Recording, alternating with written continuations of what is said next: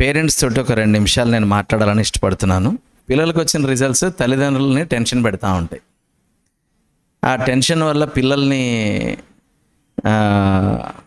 ఏం చేస్తారు అని అంటే, బైబిల్లో ఏదైతే చేయొద్దనుందో అది చేస్తూ ఉంటారు. మొట్టమొదటిది ఏంటి అని అంటే, వారికి కోపం రేపకుడి.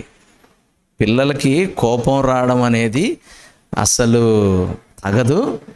నువ్వు ఎంత ఉన్నావురా, నీ బతికేంట్రా, నువ్వు ఏలుడంత లేవు, నీ కోపం ఏంట్రా అని మనం అంటాం. కానీ వాక్యం అంటుంది వాళ్ళ కోపం వస్తుందట.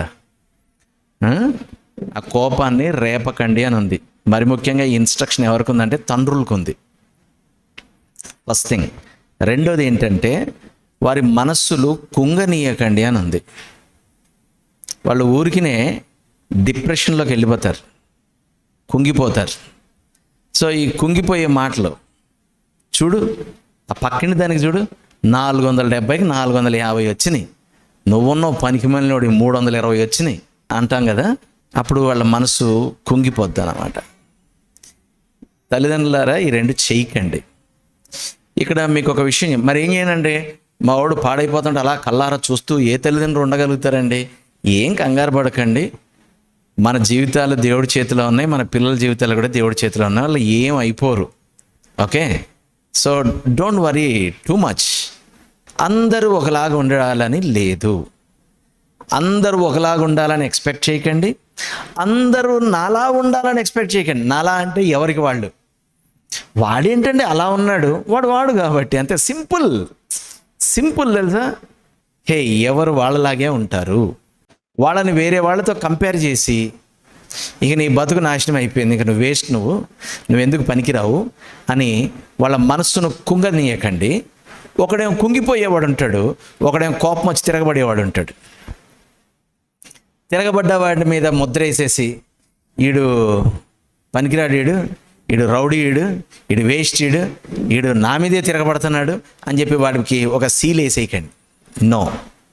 కుంగిపోయిన వాడిని ఓ మాట అంటే చాలు కుంగిపోతాడు, పనికి మనలేదవా అని ఎదవం చేసేయకండి. ఒకడిని రౌడీని చేసేయకండి, ఒకడిని ఎదవం చేసేయకండి. నో. ధైర్యం ఉన్నవాడు తిరగబడతాడు, ధైర్యం లేనివాడు కుంగిపోతాడు. కాబట్టి ఈ 2 మీరు చేయకుండా జాగ్రత్త పడండి అని దేవుడు మనకి ఇన్స్ట్రక్షన్ ఇచ్చాడు. అది మనం జాగ్రత్తగా ఉండాలి. పాస్ అయ్యారా? Praise the Lord. ఫస్ట్ వచ్చారా? Praise the Lord. ఫెయిల్ అయ్యారా? Praise the Lord. Still praise the Lord. After all వాడు ఫెయిల్ అయింది 10th క్లాస్, ఇంటర్మీడియట్, డిగ్రీ ఎగ్జామ్స్లో. He did not fail in life. After all వాడు fail అయింది love అఫెయిర్లో. After all వాడు fail అయింది బిజినెస్లో. ఆఫ్టర్ ఆల్ వాడు ఫెయిల్ అయింది కాంపిటేటివ్ ఎగ్జామ్స్లో. అంతే, ఏం అయిపోలేదు అక్కడ. సో ఈ ఫిలాసాఫికల్ అవుట్లుక్ గురించి నేను మాట్లాడడం లేదు. నేను మాట్లాడేది ఏంటంటే, have faith on God, have faith on your children, don't put them down.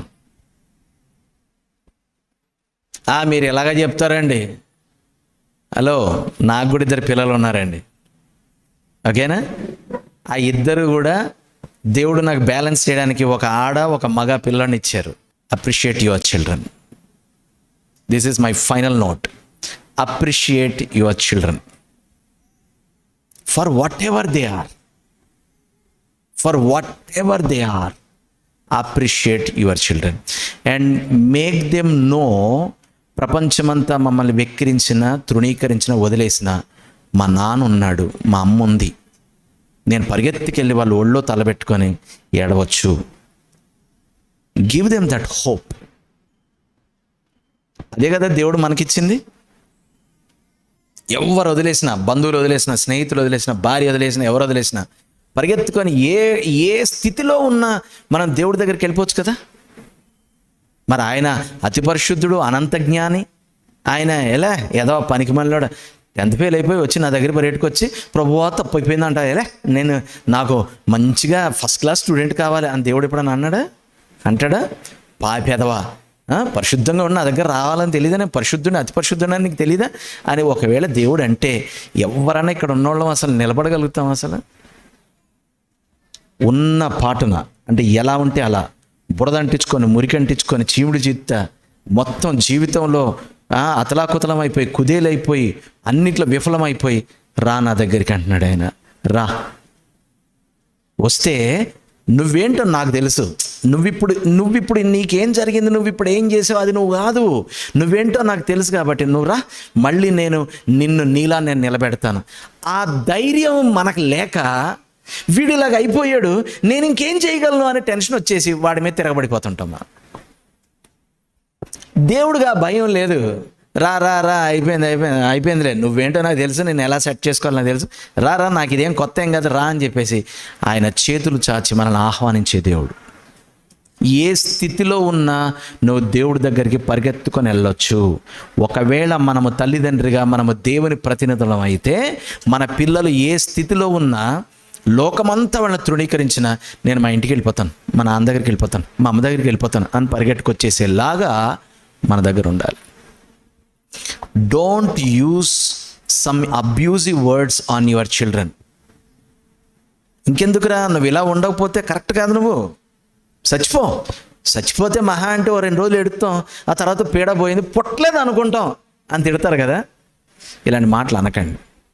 No, we are responsible for them. They are gift given by God.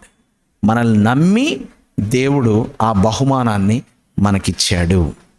ఈ విషయాన్ని చాలా జాగ్రత్తగా గుర్తుపెట్టుకొని ఆ విధంగా మన పిల్లలతోటి కాస్త జాగ్రత్తగా డీల్ చేయమని ఈ ఎగ్జామ్ సీజన్లో మిమ్మల్ని ప్రోత్సహిస్తూ ఈ మాటలు నేను ముగిస్తున్నాను.